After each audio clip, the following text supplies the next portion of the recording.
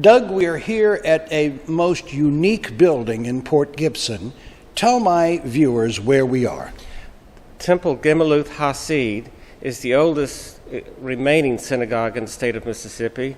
It was built 1891-92. There were about 30 families that built the synagogue. There was a substantial Jewish presence in Port Gibson during the post-war years. The antebellum years, it was Grand Gulf was the kind of the hot spot on the river. Grand Gulf ran in the river, and there were many Jewish families that lived there at the time. They've assembled in Port Gibson because it's a logical second destination. Of course, they went other places as well.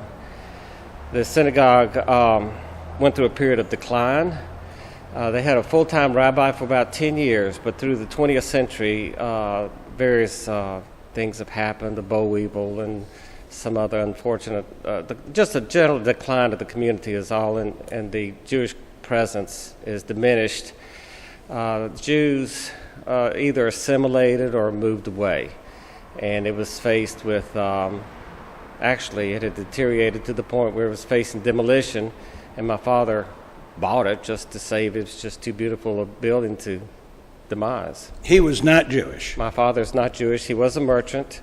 There were a number of Jewish families still living here, and in fact they were competition for us in a couple of stores in town. Well, it is such a unique structure. What is the they call mushroom? They call it Muro-Byzantine. Now, this was designed by an architect from St. Louis.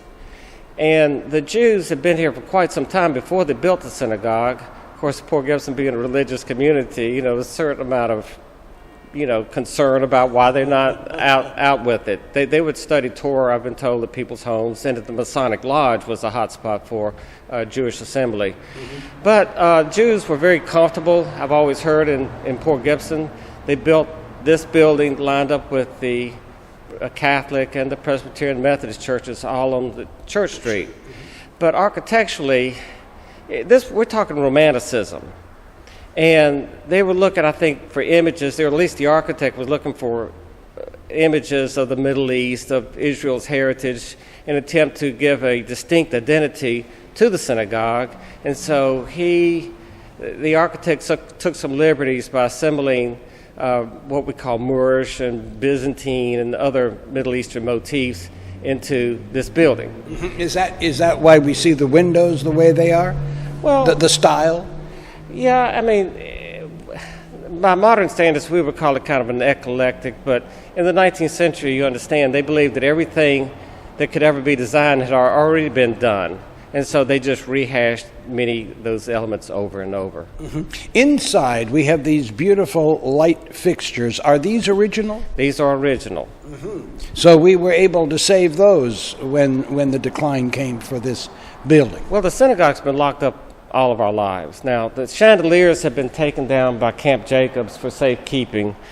I understand they were donated by a family from New Orleans, but they predate the synagogue about 40 years. But my father had to reassemble them, and actually, I can't remember if he electrified them. I think this building was electrified when it was built in 1891-92. My goodness, that's unusual, is it not? It would be one of the early ones. Yeah. Oh, sure. Yeah. Let's talk about the front of the synagogue. What do you call that area? The front. I'm showing this. What we call the chancel, typically. That's the. I've been told that they call it the Ark. It's where it's like the Ark of the Covenant. Here it is. You've got the Torah, and the podium, as I've been told, it's raised on two steps. It's like Mount Sinai. Moses had an encounter with God. He was given the law at Mount Sinai. The podium is kind of an expression of that. And so they would have I've seen them have what you call a Torah service where they actually retrieve the Torah. When I say Torah, I'm talking about the first 5 books that Moses actually wrote. And it would be like a duplicate. If you've ever seen one, it's like a duplicate of what Moses actually wrote. It's been transcribed by rabbis for 3,500 years. The name of God is written large in certain places, and they're stacked in certain ways. It's a fascinating thing to see. But the Jews do very much covet that law that God actually did impart to Moses, and that's what the podium represents. Tell me a little bit about, and we had spoken earlier, about the various synagogues or temples that were set up in the Middle East, in Israel. The best understanding that I can tell you is that there's nothing in the Scripture, nothing in the Old Testament about synagogues as such. The synagogues appear very clearly in the writings of the New Testament, and I've been told during the Babylonian captivity that Jews were separated from the temple in an attempt to assemble. They developed the practice of the synagogues, where you would have a synagogue to meet the congregational needs of the local people. And when Jesus said, talk about a Sabbath day's walk, I've been told that's roughly 2 miles, and they would have synagogues where nobody in Israel in the first century would have to travel very far on the Sabbath to attend a synagogue. Synagogues were generally small and local by nature. They would have sometimes 2 or 3 rabbis that would manage a synagogue, and that practice has been carried here to the New World.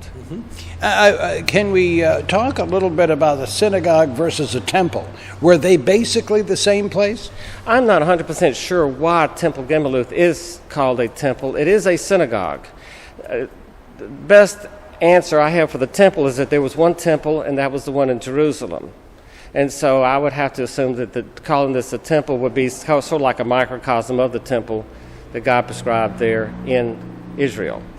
Well, when someone takes on a project like this, they are usually, they are very, well, in this particular case, it would be a Jewish person who would want to keep this alive, yet you are not. Is it because of the architecture or because of the teachings? Why did you get involved? My father, the Jewish community here had dwindled to where there were basically 2 families, and they were aging, and the building was deteriorating, and they were faced with either demolishing it or doing something. Mm-hmm. And so do you sell a place like this? Well, we did actually buy it. Yeah. We bought it, and the money was given to the Jewish Cemetery Fund for perpetual maintenance of it. It's not very far from here. But my father bought it. I mean, it was part of the history of the community. It's a beautiful building, and my father had some very fond relationships with the Jewish people that lived here. And so I inherited it. And I struggled a while with what does a Gentile do with a Jewish synagogue. But then I got to understanding I am a Christian. I do read a Jewish piece of literature. I honor a Jewish Messiah. And so I began looking at the Jewish roots of the faith. And I'm much more comfortable in my relationship with the synagogue than seeing myself as a mere Gentile, but as a kind of like an heir of Israel. Mm-hmm. Through Messiah. Paul in the New Testament describes Gentile believers in Christ as being grafted into Israel. He calls us part of the commonwealth of Israel. And so I identify a little bit more with the Jewish people in the history of how I got to where I am and the whole history of the church in general. Mm-hmm. I was amazed at how it looks like a Christian church or any with the pews and so forth. I guess I was thinking it was a whole lot different.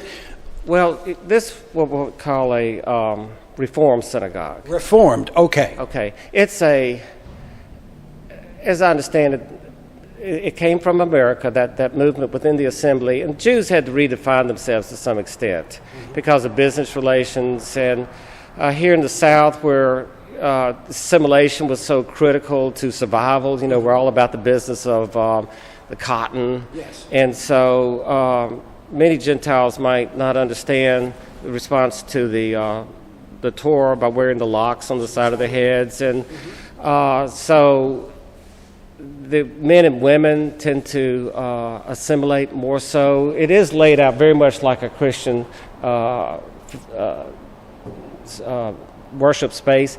However, what is a synagogue? Defining what a synagogue, I'm not sure the Jews are as comfortable about an architectural statement as Christians might be. We don't have the 1,000 years of the Middle Ages and the Gothic heritage to put steeples on everything. Mm-hmm. But there are some distinctions in this building. It does have a central tower out front, like the Presbyterian Church with the hand on top and those things. So there's kind of it does kind of look like it, but if you look a little closer, the images are a Middle Eastern in inspiration, and I call it a romantic gesture. Mm-hmm. Mm-hmm.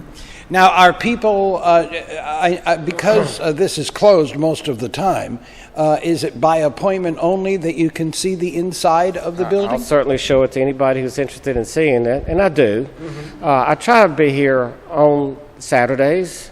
I try to keep it open, and we have some interesting conversations. I talk to Christians about the Jewish roots of the faith when I can, and the synagogue is very stimulating inspiration for those kind of discussions. And when I'm with the Jewish people, I try to discuss maybe that the Messiah of the New Testament might be an expression of Messiah. I should point out, and people are hearing this: the doors are open in the front, and this is a very traveled road.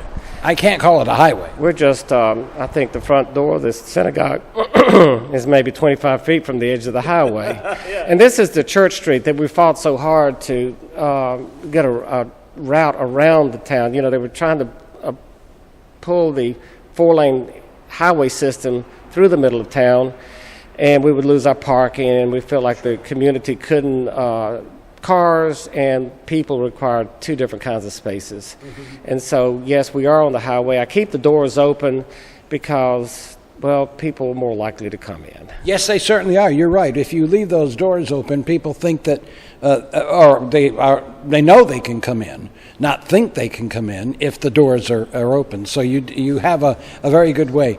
Is there any way that you try to advertise the fact that the synagogue is open at certain times, or that you're here at certain times? I'm in the middle of raising 6 children, actually four now, mm-hmm. And I don't know, we're involved in basketball, and last week we went to Missouri, then the week after that we went to Arkansas, and just basketball tournaments, and it's just another vision that I haven't really fully developed and haven't really shown the attention to that the synagogue deserves. I'm struggling for a purpose with it. Mm-hmm. I would like to see Torah studies and more engagement between people.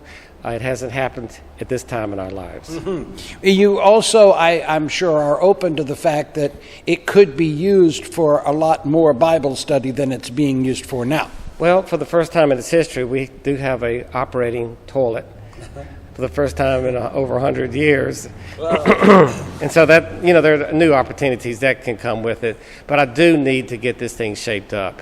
I mean, there's a lot of work that needs to be done to it. It's taken all I can do to keep it from falling down, but the roof's not leaking. Mm-hmm. And it's here, and I just almost need a visionary to come in here with me and make something happen. So we actually should put out the call that if someone is interested in helping you continue to take care of this synagogue, that they should contact you. And it's not that, what do you do with a synagogue in a non-Jewish community in a small town? The resources just are limited.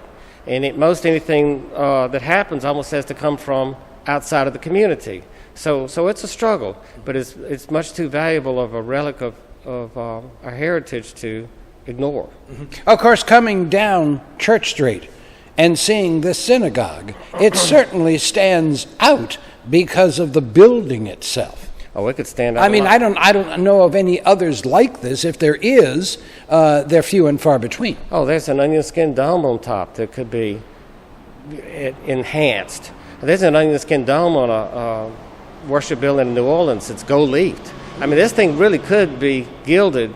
And right now it's almost like it's asleep, like it's a dark ghost of what it was formerly.